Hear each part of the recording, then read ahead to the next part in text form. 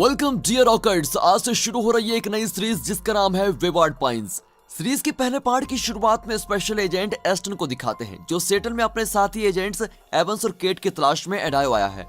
Aston और उसके driver एडायो की एक सिटी में उनको ढूंढ रहे होते हैं कि अचानक एक ट्रक उन पर क्रैश करता है और स्क्रीन ब्लैकआउट हो जाती है। जब एस्टन आंखें खोलता है तो एक टाउन के हॉस्पिटल में होता है जहां पैमेला नाम की नर्स उसकी देखभाल कर रही होती है। वो बताती है कि आप वेवार्ड पाइंस नाम के एक टाउन में हैं और आपका ड्राइवर एक्सीडेंट में मारा गया। एस्टन आसपास देखकर पूछता है क्या इस हॉस्पिटल में मेरे अलावा और कोई पेशेंट नहीं है। इस पर पैमेला हंसकर कहती है कि इस टाउन के लोग कभी बीमार नहीं पड़ते। एस्टन अपनी पत्नी को कॉल करना चाहता है और अपनी चीजें मांगता है, लेकिन पैमेला कहती है कि तुम्हारी चीजें यहाँ के इंस्पेक्टर के पास है। सिएटल में एस्टन का बॉस एडम, एस्टन की पत्नी टेरेसा, इन सभी को बताया जाता है कि उसके पति का एक्सीडेंट हो गया है जिसमें ड्राइवर मारा गया, लेकिन एस्टन का कुछ भी पता नहीं चला है। अब टेरेसा परेशान होकर अपने बेटे बैन को ये सब कुछ बताती है। हॉस्पिटल में एस्टन लगातार फोन मांगता है, लेकिन हर बार पैमेला कोई बहाना करती है और उसको नहीं देती। फिर वो तंग आकर जबरदस्ती अपने आईवी ट्यूब्स निकाल देता है और अपने कपड़े पहनकर वहां से बाहर चला जाता है। बाहर सब कुछ एकदम नॉर्मल लगता है। अब चलते चलते वो एक बार के अंदर जाता है जहां बारटेंडर बेवरली उसको वहां का फोन यूज करने देती है।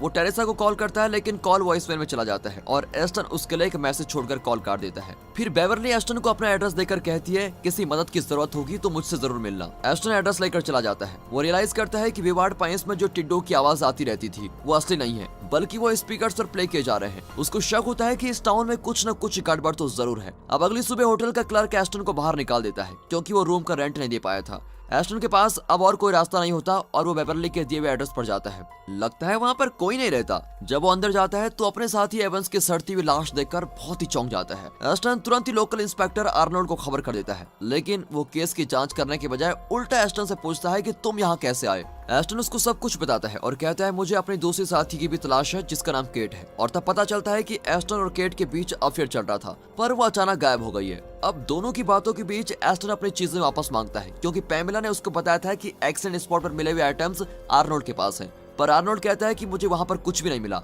अब एस्टन इंस्पेक्टर का फोन यूज करके अपने बॉस को कॉल करता है, लेकिन वो भी वॉइस मेल में चला जाता है। एस्टन के मन में कई सारे सवाल उठते हैं कि सारे कॉल्स वॉइस मेल में क्यों जा रहे हैं। फिर वो बेवरली से मिलने बाहर जाता है, पर बार का ओनर कहता है कि उस नाम की कोई औरत यहाँ काम ही नहीं करती है। एस्टन बिल्कुल परेशान हो जाता है और उस पर अटैक करता है, लेकिन वो आदमी एस्टन को मार गिराता है और किसी को कॉल करता है। एस्टन एक बार फिर हॉस्पिटल में होता है और इस बार साइकेट्रिस्ट डॉक्टर जैकिंस उसे बताता है तुम्हारे ब्रेन के एक भाग में इंटरनल ब्लीडिंग हो रही है, इसलिए तुम्हें अजीब अजीब विजन दिख रहे हैं और बुरे ख्याल आ रहे हैं। ये सब सुनकर एस्टन फिर से एग्रेसिव हो जाता है और चिल्लाता है कि तुम सब झूठे हो। अब पैमेला उसको बेहोशी की दवा दे देती है। फिर वो एस्टन को ऑपरेशन करने के लिए उसको सर्जरी रूम में लेके जाती है, लेकिन बेवरली ऐन वक्त पर आकर उसको बचा लेती है। फिर दोनों मिलकर पैमेला पर अटैक करके हॉस्पिटल से बाहर निकल जाते हैं और एक सिमेट्री में पहुंच जाते हैं। एस्टन के बेहोश होने से पहले बेवरली उसको बताती है तुम्हारे साथी एवंस ने यहाँ से बचने की कोशिश की थी, इसलिए उसको मार दिया गया और तुम्हारी दूसरी साथी केट यहाँ 6 महीने पहले आई थी, यानी 1999 में।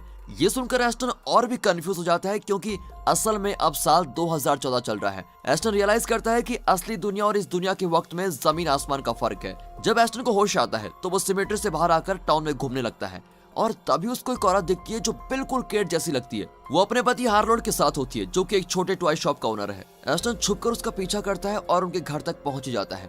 अब डोरबेल बजाने पर केट आती है, लेकिन ऐसे बिहेव करती है जैसे वो एस्टन को जानती नहीं है। फिर बाद में वो सीलिंग फैन के नीचे छिपाए हुए सीसीटीवी कैमरा की ओर इशारा करके धीमी आवाज में कहती है वे हमें देख रहे हैं। वो बताती है कि मैं 12 साल से वेवार्ड पाइंस में रह रही हूँ और इसलिए उम्र में ज्यादा बड़ी दिखती हूँ। एस्टन को विश्वास ही नहीं होता क्योंकि वो 5 हफ्ते पहले केट से मिला था। मतलब वेवार्ड पाइंस में लोग बड़ी तेजी से बूढ़े हो जाते हैं। इस टाउन का रहस्य जानने के लिए एस्टन केट से कई सवाल पे सवाल करने लगता है, लेकिन वो कहती है कि यहाँ कुछ भी सेफ नहीं है, इसलिए तुम चले जाओ। एस्टन तो केट की तलाश में यहाँ पर आया था क्योंकि वो एस्टन की बेस्ट फ्रेंड है, लेकिन अब केट की बातें सुनकर वो बड़ा मायूस हो जाता है और गुस्से में कार चुराकर इस मिस्ट्री टाउन से बचने की कोशिश करता है। पर वो रियलाइज करता है कि हर 20 मिनट में वो बार बार टाउन के अंदर ही आता रहता है। लगता है वो एक कभी न खत्म होने वाले लूप में फंस गया है।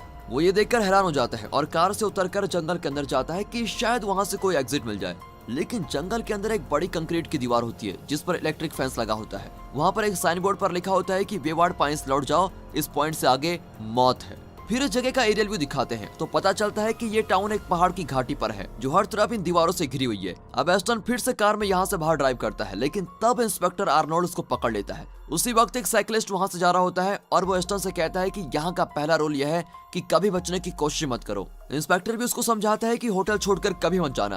अब एस्टन होटल रूम में कुछ घंटे रहने के बाद वापस बाहर घूमने लगता है। वो दोबारा उस घर में जाता है जहाँ एवंस की लाश मिली थी। ताज्जुब की बात तो यह है वो लाश अभी तक वहीं पर पड़ी है। हालांकि एस्टन ने पुलिस को इन्फॉर्म भी कर दिया था। अब एस्टन को एवंस के बूथ में एक अजीब नोटबुक मिलती है, लेकिन इससे पहले कि वो नोटबुक उठा ले, इंस्पेक्टर आर्नोल्ड उसको गन दिखाकर वहां से भगा देता है। यहाँ की अजीब तारीखों से एस्टन का तो सर चकराने लगता है और वो जल्द से जल्द अपने सवालों के जवाब ढूंढना चाहता है। वो फिर बार में जाकर बेवरली से एवंस के बारे में पूछता है। बेवरली म्यूजिक का वॉल्यूम बढ़ा देती है और एस्टन से डांस करने को बोलती है। लाउड म्यूजिक के बीच वो एस्टन को बताती है कि यहाँ के स्टूल्स के नीचे माइक फिक्स किए गए हैं, इसलिए हमें धीरे धीरे बोलना होगा। वो कहती है मैं और एवंस इस मनुष्य टाउन से बच निकलना चाहते थे और एवंस ने तो एक परफेक्ट प्लान भी बना लिया था, लेकिन एवंस पकड़ा गया और उसको मार दिया गया। एस्टन कहता है कि मैं वो नोटबुक लेकर आऊंगा। वो सीधे हार्लोड की टॉय शॉप में जाता है। वहाँ हार्लोड की पत्नी केट को अकेली पाकर वो पूछता है आखिर इस टाउन में चल क्या रहा है, पर इस बार भी केट कुछ नहीं बताती और कहती है हम पर नजर रखी जा रही है। जाने से पहले एस्टन दरवाजे पर कुछ इंस्ट्रक्शन देखता है कि बाहर जाने की कोशिश मत करो, बीती बातों को भी कभी डिस्कस मत करो और जब फोन बजता है तो उसको उठाकर बात करो। कुछ देर बाद एस्टन छुपते छुपाते टाउन के मुर्दा घर में घुसता है और एवंस की लाश के पास एक नोटबुक चुरा लेता है। वो बेवरली को नोटबुक दिखाता है जिसमें इस जगह का मैप होता है। बेवरली भी उसकी मदद करने को राजी हो जाती है और उसकी स्किन के अंदर से ट्रैकर निकाल देती है। तब पता चलता है कि इस टाउन के सभी निवासियों के शरीर में एक ट्रैकर इम्प्लांट किया गया है। फिर दोनों मार्केट जाते हैं जहाँ वे हार्लोड और केट से मिलते हैं। केट बड़ी खुश होती है कि एस्टन को एक पार्टनर मिल गई है। वो इन दोनों को अगले दिन अपने घर डिनर पर इनवाइट करती है। अगले दिन एस्टन अपना ट्रैकर होटल रूम में छोड़कर बाहर जाता है। वो अपने कुछ चीजें जंगल में छुपा देता है ताकि बचकर भागते वक्त ये चीजें काम आ सके। तभी वो देखता है कि एक आदमी दीवार के फेंस के उस तरफ किसी को शूट कर रहा होता है। एस्टन उस पर ज्यादा ध्यान नहीं देता और बेवरली से मिलने जाता है। वो बताता है कि जब हम केट के घर जाएंगे तो हम अपना ट्रैकर उनके बाथरूम में छुपा देंगे। इसके बाद हम बचकर भाग जाएंगे और किसी को शक भी नहीं होगा। बेवरली भी मान जाती है, लेकिन काफी नर्वस दिखाई देती है क्योंकि जब एवंस ने बचने की कोशिश की थी तो वो मारा गया था। उसी रात केट के घर पर डिनर के वक्त एस्टन बाथरूम जाकर चेक करता है कि कहीं कोई कैमरास तो नहीं लगे हैं, लेकिन तभी बेवरली इन्हें अपने पास्ट के बारे में बताती है जो कि वेवार्ड पाइंस के रूल्स के खिलाफ है। फिर वो टॉपिक चेंज करने की कोशिश करती है, लेकिन लगता है केट और हार्लोड को इनके एस्केप प्लान की भनक लग चुकी है। एस्टन के लौटते वक्त ही बेवरली बाथरूम जाकर अपना ट्रैकर छुपा देती है। डिनर के बाद दोनों बाहर चले जाते हैं। बेवरली बहुत ही नर्वस होती है कि शायद वे पकड़ जाएंगे।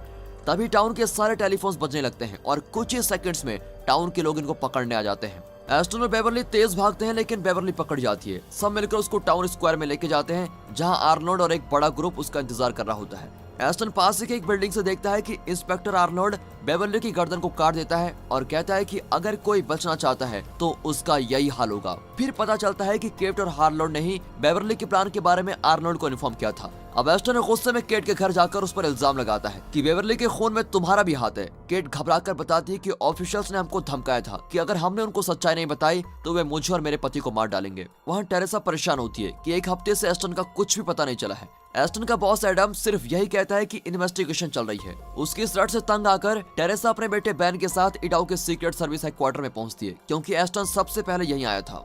वो चोरी छुपे कंप्यूटर पर लॉगिन करके पता लगाती है कि एस्टन वेवार्ड पाइंस में है। दोनों वेवार्ड पाइंस जाते हैं, लेकिन वहाँ आर्नोल्ड उनको रोकता है और पेट्रोल लीक को ठीक करने के बहाने उनकी कार को खराब कर देता है। अब वेवार्ड पाइंस में एस्टन एक मिल्क ट्रक से बचने की कोशिश करता है, लेकिन उस ट्रक पर व्योमिंग का लाइसेंस प्लेट लगा होता है। जब ट्रक रुक जाता है तो वो खुद को एक मॉडर्न सप्लाई डेपो पाता है जहाँ कई कार्स स्टोर की गई हैं। ये उन लोगों की कार्स हैं जो टाउन के अंदर आने की कोशिश कर रहे होते हैं और वहाँ पर उसकी पत्नी टेरेसा की कार भी होती है जो धूल से ढकी हुई है। उसको देखकर लगता है कि ये कई साल से यहाँ पर पड़ी हुई है, लेकिन तभी आर्नोल्ड आकर उसको बेहोशी की दवा दे देता है। एक बार फिर एस्टन हॉस्पिटल में होता है और पेमेला बताती है तुम्हारी फैमिली मेरे पुराने घर में है, अब वही तुम्हारा घर होगा। एस्टन तुरंत वहाँ पर जाता है और अपनी पत्नी और बेटे को ठीक ठाक पाकर बहुत ही खुश होता है। वो उन्हें इस टाउन के बारे में कुछ नहीं बताता और तुरंत लोकल स्टेशन पहुँचता है जहाँ आर्नोल्ड और पेमेला कुछ डिस्कस कर रहे होते हैं। एस्टन आर्नोल्ड पर चिल्लाता है कि तुम पुलिस नहीं क्रिमिनल हो। फिर बात हाथापाई में बदल जाती है और तब फोन रिंग बजती है। पेमेला उठाती है तो उसको कोई इंस्ट्रक्शन दिया जाता है कि आर्नोल्ड से कहो उस आदमी को छोड़ दे।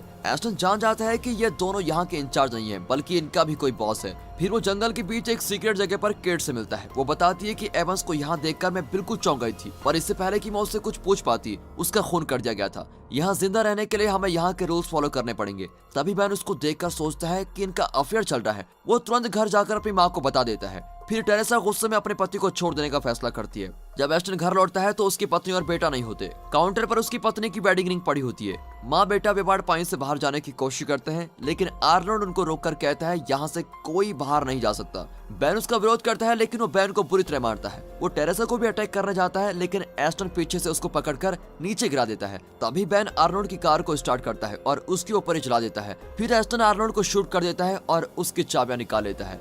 एस्टन को उसके पास एक रिमोट भी मिलता है, जिससे उनके आगे का एक बड़ा दरवाजा खुलता है। अब तीनों घबराकर कार के अंदर बैठ जाते हैं और अचानक दरवाजे के पीछे से कुछ भाग कर आता है और आर्नोल्ड की लाश को खींच के लेके जाता है। एस्टन डर के मारे रिमोट से दरवाजा बंद कर देता है और वहां से निकल जाते हैं। वेवार्ड पाइंस पहुंचकर एस्टन कार को रोक देता है और बैन को शांत करता है। फिर वो टेरेसा को इस टाउन के बारे में बताता है कि यहाँ सबको ट्रैक किया जाता है, इसलिए कोई बच नहीं सकता।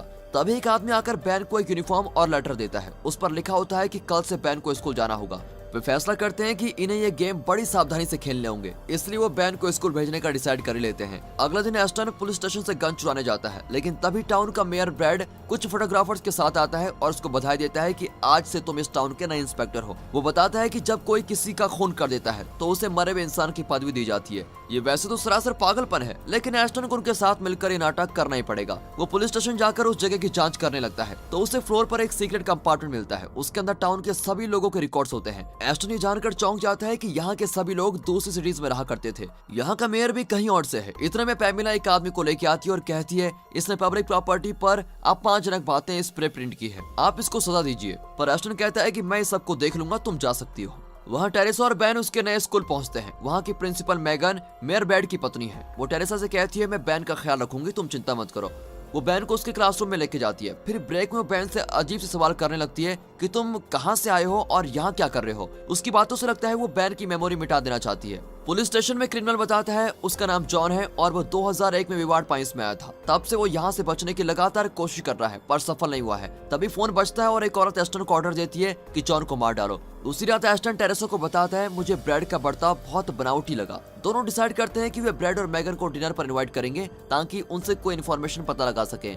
अगले दिन टेरेसा स्कूल में जाकर मैगन और ब्रैड को अपने घर डिनर पर इनवाइट करती है, लेकिन मैगन कहती है हम किसी रेस्टोरेंट में डिनर के लिए मिलेंगे। फिर वे मार्केट के बीच एक भीड़ भाड़ वाले रेस्टोरेंट को चुनते हैं। उसी रात एस्टन, टेरेसा, मैगन और ब्रैड उस रेस्टोरेंट में मिलते हैं। वहाँ पैमिला, केट, हार्लोड और टाउन के कई निवासी डिनर कर रहे होते हैं। टेरेसा मैगन को रेस्टरूम में लेके जाती है और इसी बीच एस्टन ब्रैड से इन्फॉर्मेशन जुटाने की कोशिश करता है, पर ब्रैड उसको कुछ नहीं बताता। डिनर के बाद एस्टन टेरेसा को घर छोड़कर पुलिस स्टेशन जाता है और जॉन से कहता है मैं तुम्हें आजाद कर दूंगा। लेकिन जॉन बचकर नहीं जाना चाहता, क्योंकि आजाद होकर भी वो जिंदा नहीं बचेगा। अब एस्टन उसको जबरदस्ती जंगल के बीच उस दरवाजे के पास लेके जाता है जहां हाई वोल्टेज वाली फेंस लगी है। एस्टन जॉन से कहता है कि तुम यहाँ से चले जाओ, पर जॉन नहीं चाहता कि उसकी वजह से कोई और मुसीबत में पड़े। वो एस्टन को पास का एक पहाड़ दिखाता है जिस पर चढ़कर यहाँ से बचा जा सकता है। ये कहकर वो हाई वोल्टेज फैन से चिपक कर अपनी जान दे देता है। एस्टन की तो सांस रुक जाती है और वो बड़ा परेशान होकर घर लौट आता है। वो मन ही मन कोई प्लान बनाता है और टेरेसा को इस घटना के बारे में बताता है। टेरेसा बताती है मुझे एक जगह नई जॉब मिली है। अब एस्टन बड़ा खुश होता है कि टेरेसा ने टाउन में कुछ लोगों का विश्वास जीत लिया है।